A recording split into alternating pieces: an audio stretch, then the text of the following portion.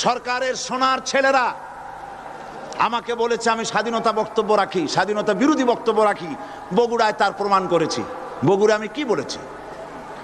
বগুড়ায় আমি বক্তব্য রাখতে গিয়ে বললাম, বর্তমান প্রধানমন্ত্রী, আমি যা বলি আমার তা মনে থাকে এবং রেকর্ড আছে, হাজার হাজার মানুষের সামনে বলেছি।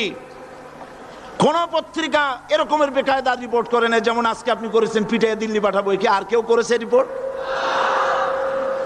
সেখানে আমি বলেছি 4 দলের মহাসমাবেশগুলি দেখে প্রধানমন্ত্রীর মাথা খারাপ হয়ে গেছে।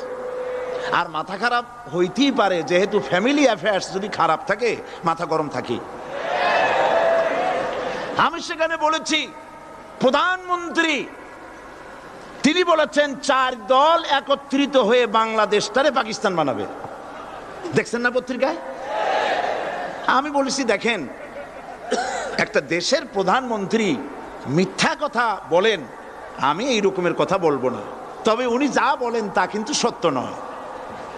মিথ্যাবাদী আমি বলতে পারি না, বলবোই না। তবে যা বলেন তা সত্য নয়। আস্তে করে বলছি। উনি বলছেন দেশটারে পাকিস্তান বানাবে 4 দল। আমি বললাম বিগত 21 বছর যারা দেশ চালাইছে তারাই তো 4 দলের মধ্যে আছে না নাই? পাকিস্তান বানাইছে তারা? আচ্ছা আপনারা বলেন পাকিস্তান কাছে না হিন্দুস্তান কাছে?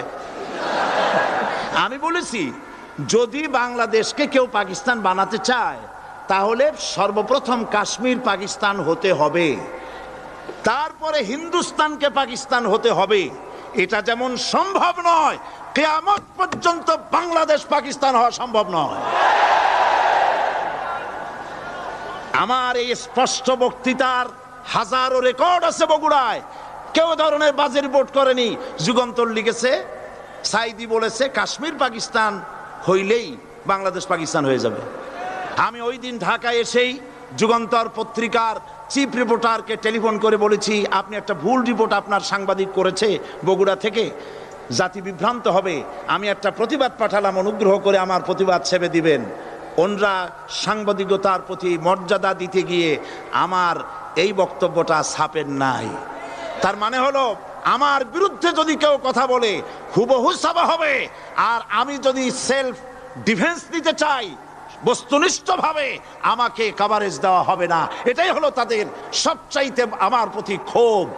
এবং তারা চায় আমাকে জনগণ থেকে বিচ্ছিন্ন করতে, কিন্তু জনগণ থেকে আমাকে বিচ্ছিন্ন করা যাবে না। কারণ